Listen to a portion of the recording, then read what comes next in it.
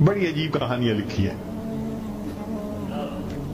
فرماتے ہیں کہ سلطان محمود ایک نیک بادشاہ تھا. اس کے پاس ایک دیہاتی نوجوان آ گیا. اس کا تعلق دیہات سے تھا. تعلیم بھی نہیں تھی, کچھ ایسی تربیت بھی نہیں تھی, مگر بادشاہ کے دربار میں آ کے جب خدمت پہ لگا تو اس نے اتنی اچھی خدمت کرنی شروع کی کہ تھوڑے دنوں میں بادشاہ کی آنکھوں میں بڑا درجہ پا گیا.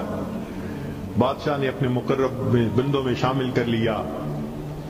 اب جو پہلے سے مقربین تھے نا, وہ بہت جیلس ہوتے تھے. ہم بڑے خاندانوں والے اور بڑی عقل سمجھ والے, تعلیم والے, ہم بادشاہ کے مشیر تھے. یہ کل کا نوجوان پتہ نہیں کہاں سے آ گیا دیہات سے اٹھ کے کہ بادشاہ کی اس کے اوپر بڑی خاص نظر پڑتی ہے. چنانچہ انہوں نے پروگرام بنایا کہ ہم بادشاہ سے موقع ملنے پہ بات کریں گے. انہوں نے بات کی کہ بادشاہ سلامت, جو محبت کی نظر اس کی طرف اٹھتی ہے وہ ہمارے اوپر نہیں اٹھتی.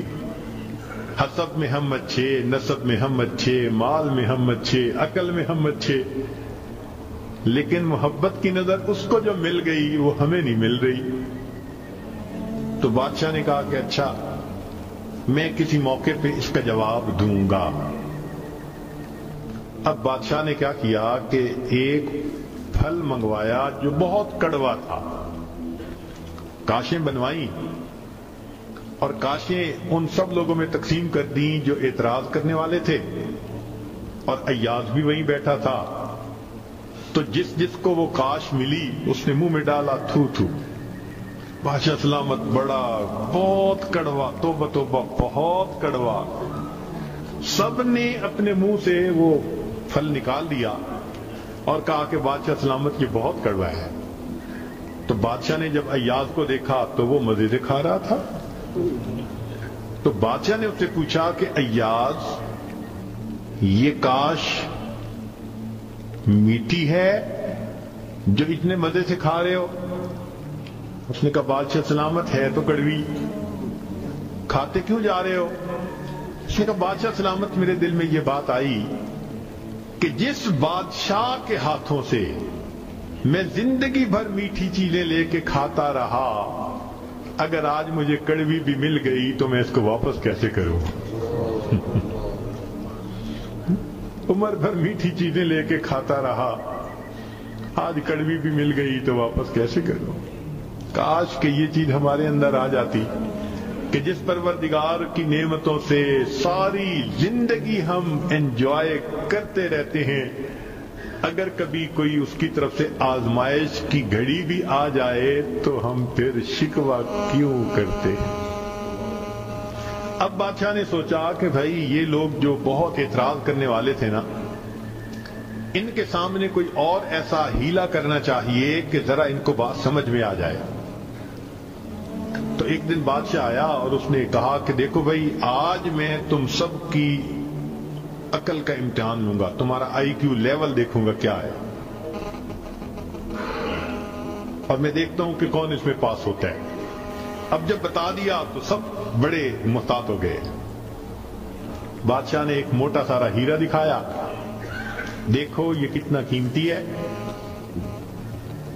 کتنا چمکدار ہے, اور ایک ہتھوڑا بھی ساتھ دیا, اور پہلے کو کہا کہ جی یہ ذرا ہیرا جو ہے توڑ کے دکھاؤ. اب وہ سمجھ رہا تھا کہ بادشاہ نے ہم سے امتحان لینا ہے ہماری سمجھداری کا. تو اس نے کہا بادشاہ سلامت, یہ ہیرا تو بہت قیمتی ہے, اتنے کیرٹ کا, اور بالکل بے عیب ہے, کوئی فلاں نہیں, فلاں لیس ہے, لہذا اس کو تو نہیں توڑنا چاہیے. بادشاہ مسکرایا, کہنے لگا ہاں بہت اچھا. تو وہ سمجھا کہ بھائی میں نے بادشاہ کو کنونس کر دیا, چنانچہ دوسرے کو دیا, اس نے بھی اسی قسم کی لاجک, تیسرے کو دیا, اس نے بھی لاجک. جتنے اعتراض کرنے والے تھے سب کو ہیرا ہتھوڑا دیتے رہے, وہ یہی لاجک دیتے رہے اور معذرت کرتے رہے, حتیٰ کہ بادشاہ نے وہ ہیرا ایاز کے ہاتھ میں پکڑایا. جب ایاز کو کہا ایاز اسے توڑو, अय्याज ने उसको नीचे फर्श पे रखा, दे के मारा हथौड़ा और उसके टुकड़े टुकड़े कर दिए। अब जब इतने कीमती हीरे के टुकड़े हो गए तो वो तो सारे खुश हो गए। आज इसका गंवारपन खुला, इसकी जहालत खुली, बेवकूफ, क्या पता इसको ये कितनी कीमती चीज थी।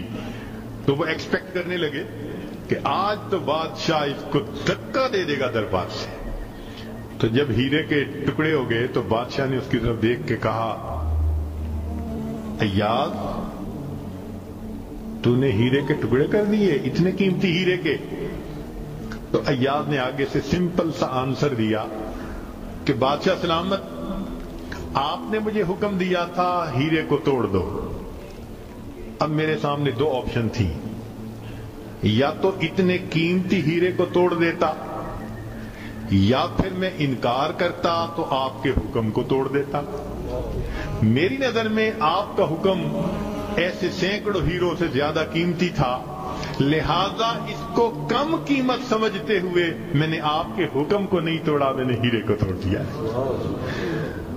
तो भाई जितना अय्याज के दिल में बादशाह के हुक्म का एहतराम था, काश हम बंदों के दिल में परवरदिगार के हुक्म का ऐसा एहतराम आ जाता।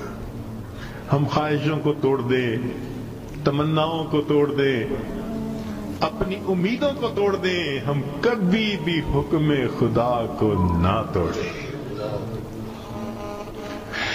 तीसरा वाक़या लिखा कि एक दिन एक मोतरिस जो था वो आया और उसने कहा कि बादशाह सलामत, ये जो आपका ज्यादा है ना चहेता अय्याज, हमें लगता है कि ये खजाने से चीजें चुराता है, हमें तो शक है। बादशाह ने पूछा कैसे है? उसने कहा जी एक जगह क्लोजेट बनाई हुई है इसने, और ये सुबह शाम उस क्लोजेट का दरवाजा खोलता है और देखता रहता है और ताला लगा के चाबी अपने पास रखता है, चाबी किसी के हाथ में नहीं देता। तो बादशाह सलामत, हमें तो पक्का शक है कि आपके खजाने से इसने कीमती चीजें चुरा के रखी हैं और ये सुबह शाम देखता है उनको। बादशाह ने उसी वक्त अय्याज को बुलवा लिया, लोगों के सामने पूछा, अय्याज तुम्हारी कोई क्लोजेट है ऐसी? जी। ताला लगा के रखते हो? जी। सुबह शाम खोल के देखते भी हो? जी। लाओ चाबी उसकी। अय्याज ने चाबी निकाल के दे दी। बादशाह ने एक आदमी को भेजा कि जाओ और क्लोजेट में जो कुछ पड़ा है सब उठा के ये कि लेके आओ। अब जब वो गया तो अय्याज तो मुतमईन खड़ा रहा, मगर मोतरेज़ी बड़े खुश हुए, आज पकड़ा गया, आज समझ लगेगी बादशाह को ये कैसा बददियानत इंसान। थोड़ी देर गुजरी तो जो गया था वो ताला खोल के क्या देखता है कि उसमें एक पुराना सा लिबास है और एक पुराना सा जूता रखा हुआ और कुछ भी नहीं। बड़ा हैरान हुआ, इसको ये सुबह भी देखता है शाम भी देखता है। वो उसको लेके बादशाह के पास आया। बादशाह सलामत क्लोजेट में ये दो चीजें थी। बादशाह ने कहा, अय्याज बस यही कुछ था? जी यही था। अय्याज ये तो इतनी कीमती नहीं कि तुम इनको ताले में रखो और सुबह शाम इसको जा के देखो। अय्याज ने कहा कि बादशाह सलामत मेरे लिए कीमती है। पूछा क्यों? कि बादशाह सलामत, जब मैं पहली मर्तबा आपकी खिदमत में हाजिर हुआ था, मैं देहाती सा लड़का था, ये तहबंद बांधी थी, ये कुर्ता पहना था, ये जूता पहना हुआ था। मैंने इसको अपने लिए प्रिजर्व करके रख लिया। अब रोज सुबह और शाम मैं दरवाजा खोलता हूं,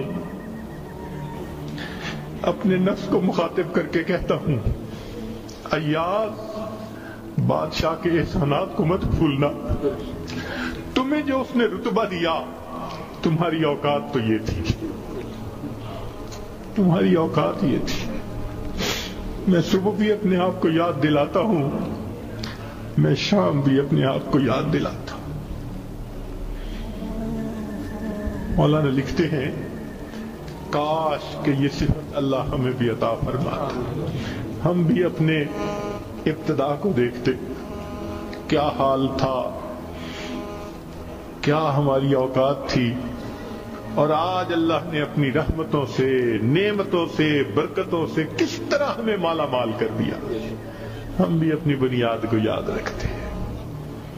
تو اگر ایک دنیا کا غلام اپنے مالک کے حکم کو اتنا قیمتی سمجھتا ہے تو ہم تو اللہ کے ویسے ہی بندے ہیں، غلام سے بھی ایک درجہ نیچے. ہم تو اللہ کی ملک ہیں، مخلوق ہیں اس کی.